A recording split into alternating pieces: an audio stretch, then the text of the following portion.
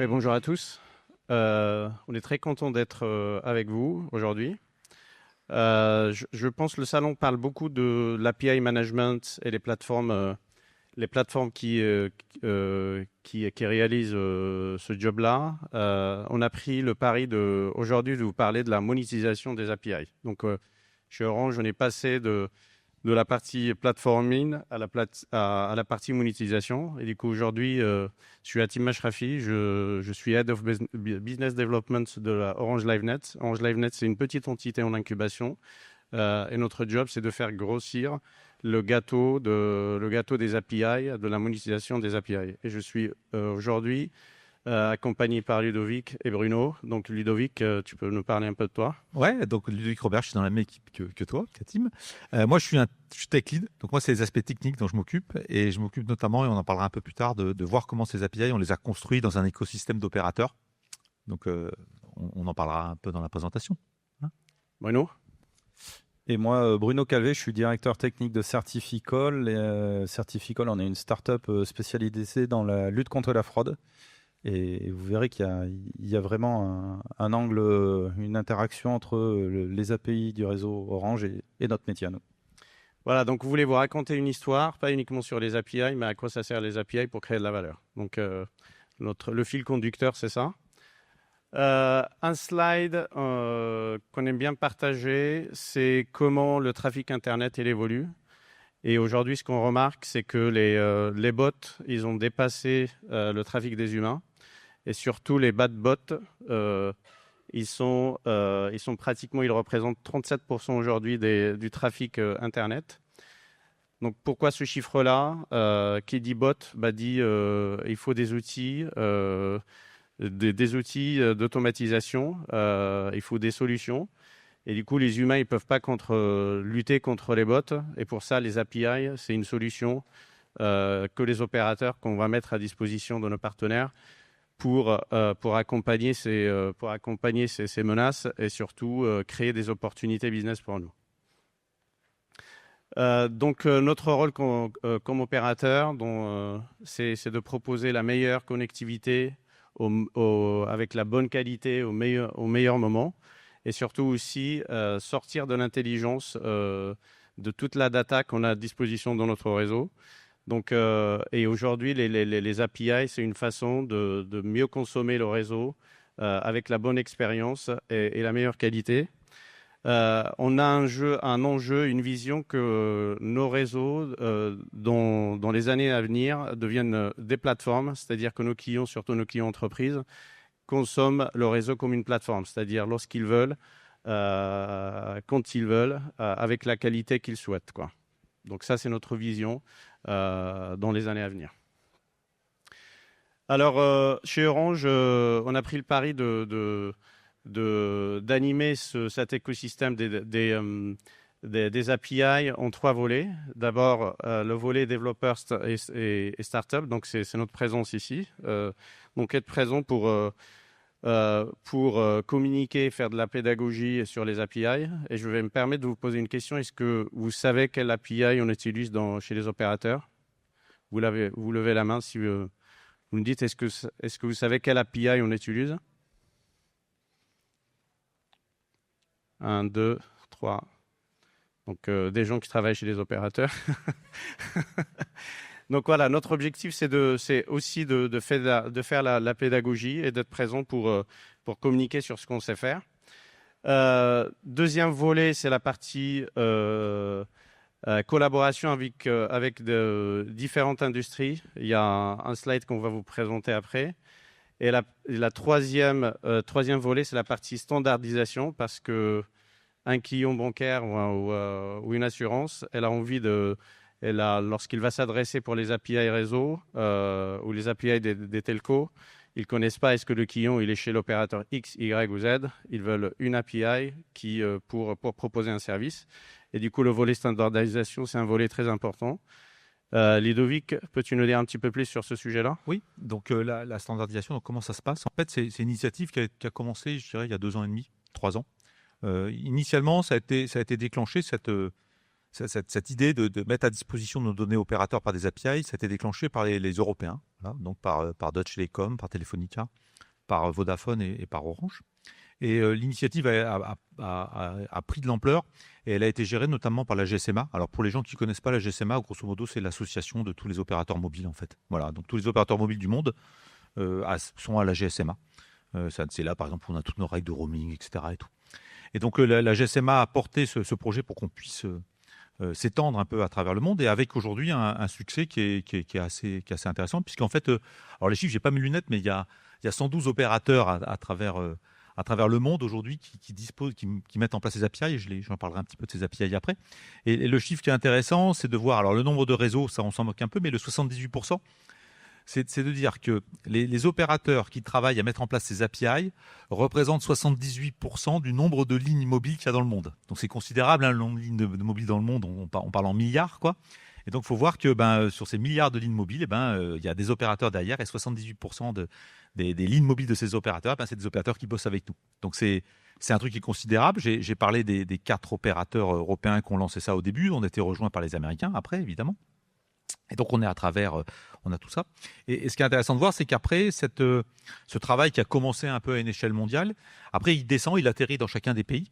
Et les API, on a commencé par les API d'antifraude, là, si on regarde la situation française qui nous intéresse là, il faut voir que les 4 opérateurs français, les 4 principaux opérateurs français aujourd'hui, on travaille ensemble quasiment depuis un an. On a des API qui sont disponibles. Et donc, que ce soit les collègues de Free, de Bouygues Télécom, de SFR et d'Orange, on a exactement les mêmes API. Et donc, j'en reviens derrière. Après, je reviens sur les API. Donc, la GSMA a mis en place ce travail. Elle a dit, on va avoir besoin d'API, mais notre affaire va marcher que si on donne des API. Il y avait 3 conditions de mémoire et qu'on essaye de respecter. Il faut qu'on fasse des API qui soient le plus standard possible par rapport au marché des API. C'est-à-dire qu'il ne faut pas qu'on invente quelque chose qui n'existe pas, donc on fait du pur REST, ce message erreur, etc. Il faut qu'on fasse du super simple, quoi. Voilà. Donc ça, c'est la première condition. La deuxième condition, c'est qu'il faut qu'on fasse des API qui ne doivent pas être comprises que par des ingénieurs réseau. On adore ça, nous, dans le monde telco, faire des trucs compliqués. Et donc là, une des conditions, c'est de se dire nos API, si quelqu'un qui n'est pas du tout du monde réseau ne comprend pas l'API en regardant la spécification en moins de 2 minutes, on a raté. Voilà. Donc nos API, elles sont très simples. Donc moi, je fais la promesse chaque fois quand on fait des présentations, que quelle que soit l'API réseau qu'on présente, si en 2 minutes, je n'ai pas réussi à vous la présenter, c'est qu'on a raté. Ça, c'est la deuxième condition. Et puis la troisième condition, et c'est lié beaucoup à Camara qui est là-haut, c'est de se dire que notre affaire ne peut marcher que si on fait tous exactement les mêmes API. C'est-à-dire que moi, côté Orange, je pourrais faire une API merveilleuse, qui répond à plein de demandes.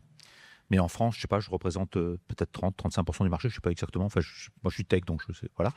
Mais personne va me l'acheter mon API, quoi. En fait, je veux dire, 30% des lignes, je la propose à Bruno, il va me dire c'est super, mais moi, je fais de la certification pour des assurances, certifier 30% des lignes, non, je préfère pas.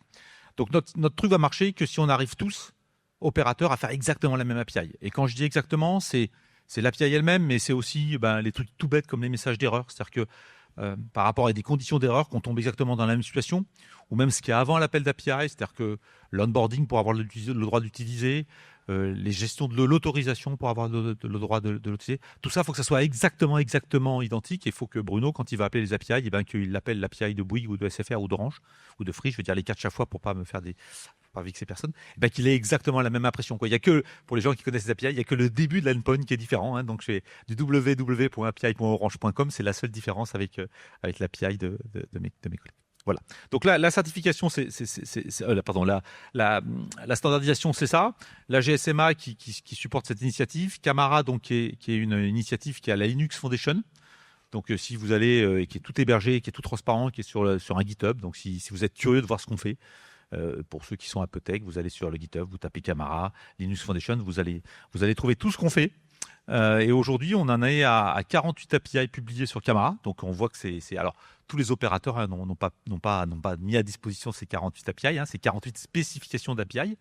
Et donc l'idée après, c'est les initiatives par Market Champion. Donc ça, c'est la GSMA qui le porte, c'est de se dire, on va faire atterrir cette initiative d'API dans un pays. Et l'essentiel, c'est que dans un pays, les opérateurs du pays mettent en place des API. Et donc, il y a des discussions au niveau de chaque pays. Donc, je vois par exemple, moi, je bosse par exemple pour l'Espagne notamment. L'Espagne, on est parti sur des API de vérification de changement de carte SIM, de changement de carte de device, par exemple. Et puis en France, par rapport aux besoins qu'on a, on est parti sur la même changement de carte SIM, mais aussi sur KYC Match qui permet de vérifier les données du client. Donc il y a bien cette vision un peu internationale. On fait tous la même chose et puis après cet atterrissage local, national, sur lequel les opérateurs s'engagent à fournir les mêmes API. Et on participe, je vois par exemple Orange, on fait ça en France, on fait ça en Espagne, on fait ça en Belgique, on fait ça en Pologne, on va lancer ça au Cameroun. Donc voilà, ça prend de ça. Voilà, j'ai fait peut-être un peu long, mais j'ai essayé de répondre à... C'est super, Ludovic. Du coup, pour concrétiser ça, parce que c'est très théorique, même s'il y a beaucoup de travail qui se fait pour la partie standardisation. Bruno, revenons au use case, revenons à la création de la valeur par API. Donc, est-ce que tu peux nous dire qu'est-ce que fait Certificol, quelle est la valeur ajoutée que vous créez, et à la fin, tu nous parles juste un petit peu d'API. Pas de problème. Donc, chez Certificol, nous, on certifie de la donnée numérique, n'importe quel type de données numériques, photos, vidéos, ça peut être un ensemble de données, de points GPS, peu importe. Et en fait, cette donnée, on lui apporte une valeur probante qui a une présomption de recevabilité. C'est-à-dire que c'est une donnée qui, si elle est apportée devant un juge, elle aura la même valeur que si elle était apportée par un avocat, un huissier ou un expert, par exemple. Donc le juge sera obligé de la prendre en compte. Pour faire ça, en fait, on implémente une réglementation européenne qui est la réglementation eIDAS.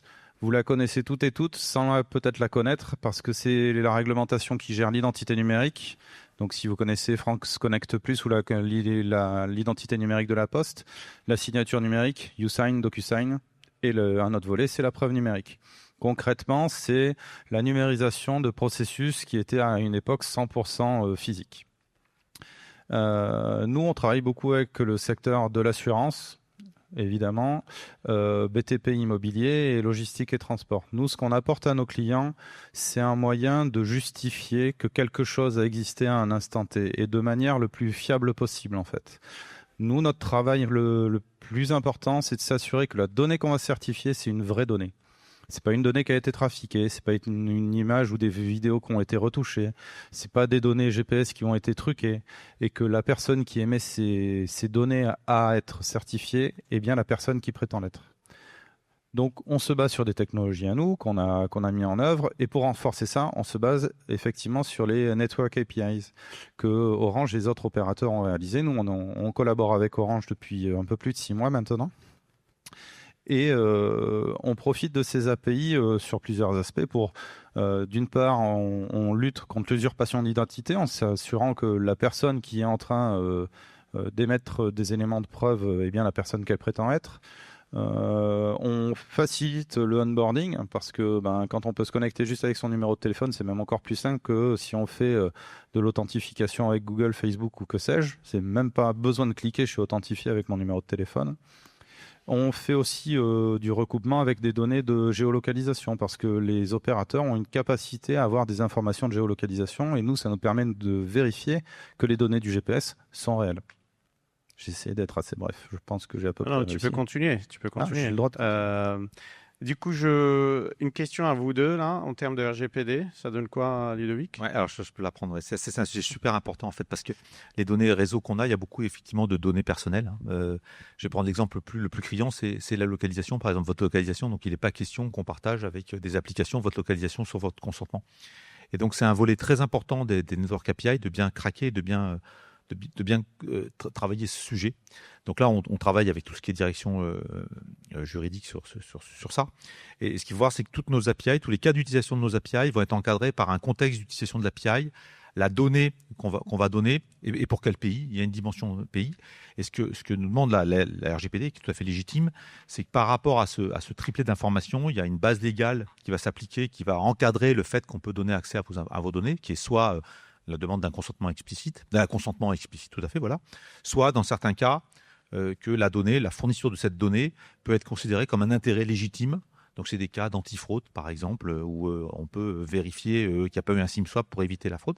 Et donc, tout ça, c'est encadré. Et nous, opérateurs, on a à mettre en place toute une batterie de systèmes autour de ça pour vous rendre visible, par exemple. Alors, pour vous demander, quand c'est en consentement explicite, bien évidemment, le droit de partager la donnée, dans quel contexte, avec une durée de validité, etc. Et pour celles qui sont en intérêt légitime dont je parlais avant, on est obligé aussi, on va le faire, de vous communiquer le fait que ces données peuvent être communiquées dans votre intérêt légitime et vous offrir la possibilité, évidemment, de faire un opt-out dessus si vous ne voulez pas que ces données soient utilisées. C'est un point qui est vachement important et je vois, moi je rebondis par rapport à toutes les présentations que j'ai vues aujourd'hui sur les données avec les agents IA. Je trouve ça super passionnant.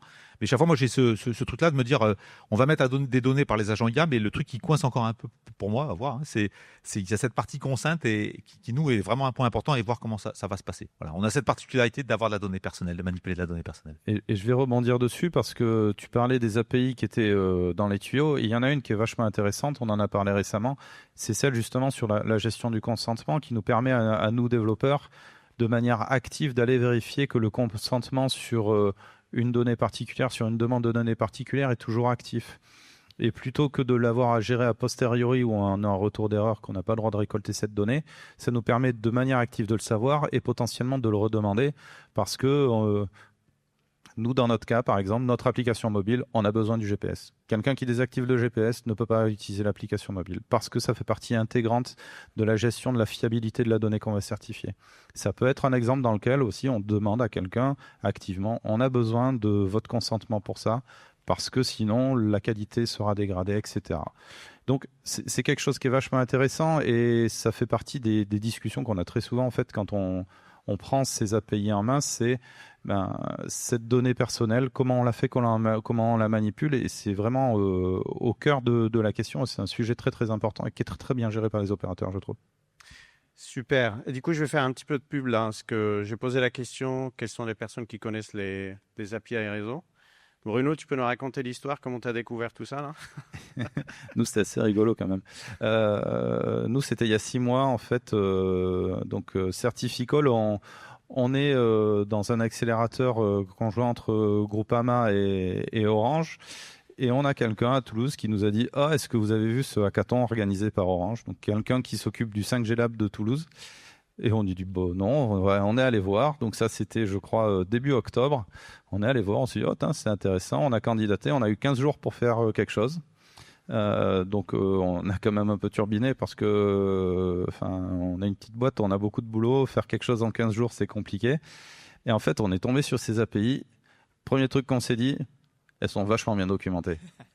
Ça, je sais que ça a fait plaisir à Ludovic, ça lui fait plaisir à chaque fois, mais c'est vrai. Parce que franchement, très souvent, les API, quand on est dev, on le sait, on les prend et il faut essayer de comprendre comme on peut. Celles-là, elles étaient vraiment bien documentées, on les a très vite comprises et on a trouvé très vite des cas d'usage. C'est le plus compliqué avec ça, c'est trouver des cas d'usage. Et pour moi, c'est essentiel d'avoir un travail entre les gens du métier de son entreprise ou de sa clientèle et des gens techniques. Souvent, les API, c'est quelque chose qui sont compliqués à appréhender pour des gens du commerce ou des gens vraiment purement métier. Par contre, quand il y a un tech ou une tech qui est capable de venir leur vulgariser concrètement ce que ça représente, là, les idées, elles émergent, elles pop et il y a des choses vraiment hyper intéressantes qui peuvent arriver. Donc nous, on a fait notre proposition. Il y avait un gros paquet de startups qui ont candidaté. À la fin, on était une vingtaine à présenter quelque chose. Et du coup, nous, on a été lauréats sur toutes ces startups. Et puis depuis, on n'a pas lâché Orange. Orange ne nous lâche pas non plus. Il nous accompagne vraiment bien pour avancer là-dessus. Et il n'y a pas très longtemps, on était justement dans le 5G Lab de Toulouse, qui est un environnement idéal. Alors celui de Toulouse, les autres, j'en doute pas, sont tout aussi bien. Pour travailler où Orange nous a accompagnés et continue de nous accompagner pour vraiment mettre en œuvre cette solution dans notre, ces API dans notre solution. Ouais, Bruno est très humble. Ils ont gagné aussi un prix à Vivatech. Ah oui, à Vivatech aussi, oui, c'est vrai, la semaine dernière, oui. Pardon. Donc, c'est tout ça pour dire ce que je vous montrais tout à l'heure. Donc, on a 3 axes dans la partie standardisation, la partie animation d'écosystème. Donc, on voulait aussi vous parler. Venez nous joindre, contactez-nous. On serait très, très heureux de vous accompagner et de voir si on peut créer des use cases ensemble. Et je vais faire l'avocat d'Orange, je te coupe, pardon, mais vraiment, allez les voir, c'est hyper intéressant. Moi, je gagne rien à vous le dire. Hein. Je n'ai pas de part, j'ai pas de prime, j'ai rien. Allez-y, allez voir Orange, allez voir ces API. Elles sont publiques sur leur site développeur.orange.com. Allez-y, trouvez des idées parce qu'il y en a à trouver. Dans tous les cœurs de métier, j'en suis convaincu. Alors, sans transition, cette API-là, elle n'est pas documentée. Tout simplement, c'est une API pour lutter contre les scammers. Et vous comprenez bien qu'on ne peut pas la documenter parce que si on la documente, les scammers ils vont savoir comment on fait. Donc, si vous vous rappelez du camembert, standardisation, animation de l'écosystème et travail entre industries. Donc, ça, c'est un exemple entre les banques et les telcos au UK. Ils se sont rassemblés. Donc, c'est les banquiers. Ils sont arrivés avec une problématique de scammer. Et ils ont exposé ça aux telcos. Donc, un groupe de travail entre les telcos et les banques. Et du coup, une API qui a été développée spécifiquement pour contrer les scammers. Concrètement, lorsqu'on détecte des patterns dans le réseau des telcos, l'opérateur il informe un organisme anglais qui lui il arrive à faire la correspondance entre le numéro de téléphone mobile et la banque du client, et il informe la banque en question, et toutes les transactions sont arrêtées le temps que la banque contacte le client pour lui dire, pour bien checker il est en train de se faire scammer ou pas. Donc, les use cases, on est conscient que le chemin des use cases, il est énorme parce qu'on a toute l'intelligence, on a beaucoup de data dans le réseau. Et donc, l'idée, c'est que comment cette data, elle peut être utilisée en temps réel pour proposer des services, à nos partenaires et à nos clients. Moi, j'aime bien ce slide-là, mais j'ai pas la main pour faire tourner le petit train. Je ne sais pas dans la régie, là, si vous voyez comment faire tourner le petit train. Voilà. Donc là, il y a un petit train qui va passer. Je ne sais pas si vous remarquez ou pas. Là. Hop. Donc, j'ai fait ça avec le train de mon fils. Je ne sais pas si vous avez remarqué la différence ou pas. Donc on va la rejouer si vous voulez bien à la régie. Donc là, on a une caméra qui est en HD. Il se passe rien. Et au moment où le train il passe, où elle détecte qu'il y a un mouvement, la caméra passe donc la caméra elle était en low definition. Et lorsqu'elle détecte le trigger qui est le mouvement de train qui passe, elle passe en haute définition. Et ce qui se passe dans ce cas-là, avant c'est les applications qui s'adaptaient au réseau. Comme j'ai dit, notre vision, c'est que demain le réseau soit utilisé comme une plateforme, et c'est le réseau qui doit s'adapter aux applications. Donc typiquement ça, on a une caméra qui surveille des rails. Lorsqu'il ne se passe rien, elle est en low definition, et lorsqu'elle détecte le mouvement, elle passe en haute définition, et elle demande au réseau de lui accorder le bon débit, moins de latence et moins de perte de trafic, de paquets. Donc elle demande au réseau de lui allouer d'une manière dynamique et en temps réel l'allocation des ressources. Donc, ce qu'on appelle, nous, dans notre jargon, la QED, la Quality on Demand. Donc, ça, c'est une des applications de réseau. Donc, ça, c'est plutôt notre cœur de métier, d'opérateur. Et l'idée, c'est qu'avec les capacités des réseaux 5G, on arrive à proposer des applications. La vertu de ça, c'est que le client, il consomme ce dont il a besoin avec la qualité dont il a besoin au bon moment. Une autre vertu, c'est que une vertu de responsabilité sociétale d'entreprise, c'est-à-dire qu'on va consommer moins d'énergie, que ce soit pour le device ou que ce soit pour le réseau, parce qu'on ne va pas transporter des paquets qui servent à rien à l'application. Ça, c'est le premier use case. Le deuxième use case que je voulais vous présenter, j'aime bien ce use case-là aussi, c'est si on a un terminal de bus, et ce terminal de bus, il est équipé par un réseau public privé 5G. Et du coup, chaque bus, elle est équipé des caméras de surveillance. Et l'idée, c'est que ces caméras de surveillance, lorsqu'elles arrivent au terminal, elles téléchargent toute la vidéo à l'applicatif. Et ce qu'on fait, parce que c'est le réseau et l'applicatif, ils discutent pour dire, voilà, c'est le bus numéro X qui va sortir en premier du terminal. Donc, c'est ce bus numéro X qu'on va lui allouer la bonne qualité de réseau et la priorité sur le réseau. Donc, voilà, c'est un exemple comment on utilise la qualité de service d'une manière dynamique en temps réel pour faire le lien par rapport au slide précédent. Est-ce que j'ai d'autres slides? Ouais, ça c'est un slide super important et je pense Ludo Oui, je peux en parler si tu veux. Ouais. Oui, donc ça c'est une autre API. On va essayer de vous montrer plusieurs cas d'utilisation des API. On a parlé un peu des antifraudes, les 2 API qu'on a vues là. Celle-là, elle est assez surprenante en fait. Alors, on a énormément de données dans nos réseaux. On a toutes les données. On a beaucoup de données par rapport aux abonnés, par rapport à tout ça. Et avec ces données, on a la capacité de déterminer, de faire des prévisions de densité de population. Et je dis bien de population, hein, pas des densités de téléphone, mais de population. Donc moi, par exemple, je viens de Lyon. On a la capacité de dire, de prévoir, par exemple, combien il y aura de personnes sur la place Bellecour samedi prochain entre 14h et 16h. Donc on a cette capacité-là d'avoir, avec nos informations et avec nos modèles derrière qui calculent, qui computent, d'avoir ce type d'informations. C'est un composant qu'on a chez Orange depuis longtemps qui s'appelle Fluvision, hein, qui est énormément utilisé dans le tourisme. C'est un composant qui avait été utilisé par exemple pour déterminer les populations de gens qui avaient bougé pendant le Covid. Et donc, c'est des données qu'on vend par des rapports à des offices du tourisme, à tout un tas d'organismes, à la SNCF, etc. Et donc maintenant, justement, un truc, c'est de se dire, ces données-là, on veut aussi les mettre à disposition par API. Et donc, l'API, là, on est en train de la finaliser, je le dirai à la fin. Et donc, l'idée de cette API, c'est assez rigolo. C'est, vous voulez savoir justement sur la place Bellecour combien il y aura de personnes samedi prochain entre 14h et 16h.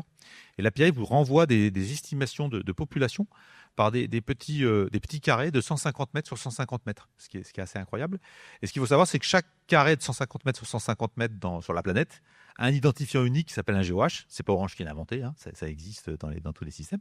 Et donc, vous avez cette capacité d'avoir ces informations. Et donc, c'est quelque chose qu'on a fait, ça, donc on l'a mis à disposition. L'API, elle fonctionne depuis la semaine dernière. Donc, si vous êtes curieux, vous pouvez la voir. Elle s'appelle Population Density Data. Et pour la lancer, on l'a lancée sur le Grand Paris. Donc, on donne des prévisions de population sur 3 mois glissants sur le Grand Paris. Et on a même mis sur le site, là, si vous allez sur Orange Développeur, et que vous regardez cette API sur le Grand Paris, on a même mis, je sais pas comment dire, un discount code là pour pas la payer pour un certain nombre d'appels. Donc, si vous êtes curieux de ce genre d'API, parce que c'est quand même toujours un peu curieux, hein, de voir ça, voilà, vous pouvez tester. Si vous voulez savoir combien il y aura de personnes sur le parc du Trocadéro dimanche prochain entre 8h et 10h du matin, vous le saurez. Voilà. Un point sur l'anonymisation des données. Parce que oui, alors celle-là, évidemment, elle est complètement anonymisée. Hein, c'est-à-dire que les données, là, celle-là, elle a aucun problème de données personnelles parce que c'est de la prévision et puis c'est de la donnée agrégée. Et il y a alors je ne veux pas dire de bêtises, donc je ne vais pas dire le nombre, mais il y a un nombre sous lequel on ne donne pas de prévision. Hein, voilà. Alors même si c'est de la prévision, on aurait pu éventuellement éviter ça, mais pour éviter ce cas de figure, on a travaillé avec la direction juridique et on a dit si on prévoit qu'à un endroit donné il y aura moins de 8 personnes par exemple, c'est une donnée qui est trop sensible, 8 personnes c'est pas assez par exemple, et donc on ne donne pas l'information. Donc l'API intègre dans le fait qu'il y a un minimum qui fait que si on détermine qu'il y aura ce nombre de personnes, on ne renvoie pas l'information. Moi j'aime bien parler use case, ça sert à quoi en fait? Alors, c'est encore un peu expérimental, cette API, hein, parce qu'on vient des données. Donc, ça peut être utilisé pour des gestions d'événements, par exemple, hein, où on utilise ça pour prévoir des événements.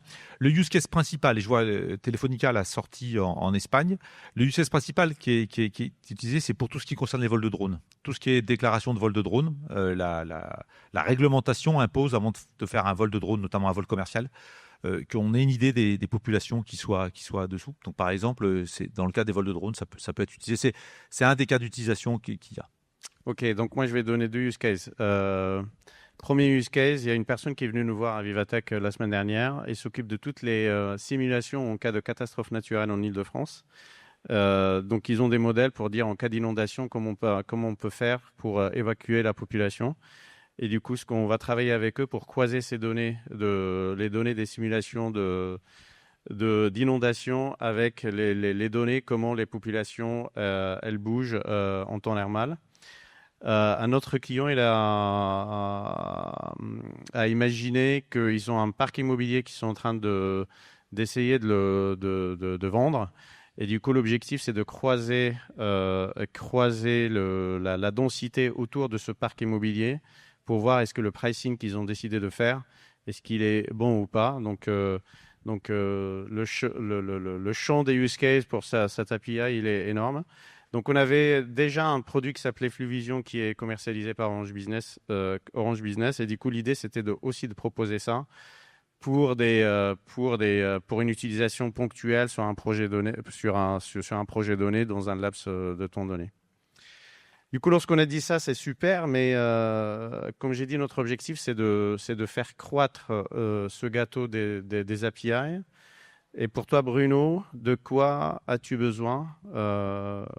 C'est quoi les conditions comme dirigeant d'une entreprise pour voilà, si tu veux passer à l'échelle avec ces API, quels sont les éléments de succès, quoi? Bah, pour moi, c'est encore plus d'API en fait. C'est et adopté par tous les opérateurs parce que nous, on a des ambitions. Alors, on est en France, alors évidemment, nous, ce qu'on aimerait, c'est que tous les opérateurs aient toutes les mêmes API. Ça nous faciliterait la vie vraiment énormément.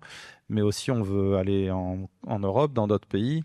Et comme le disait Ludovic, c'est des standards. Et maintenant, il faut que les opérateurs travaillent encore plus vite, développent encore plus d'API et nous les mettent à disposition pour nous les devs parce que c'est vraiment créateur de valeur. Nous, dans le secteur de la lutte anti-fraude, on parle de tiers de confiance. Des tiers de confiance identifiés, on les connaît, c'est les gens qui génèrent les certificats. Là, ce genre de solution, ça permet de positionner les opérateurs comme tiers de confiance aussi. Mais encore, ça permet du coup d'avoir plusieurs tiers de confiance pour faire une seule et même chose. Et pour nous, c'est vachement intéressant, c'est vachement enrichissant parce que ça vous positionne, vous, opérateur, autrement. Ça nous permet, nous, de nous reposer aussi sur des acteurs extrêmement solides, extrêmement fiables.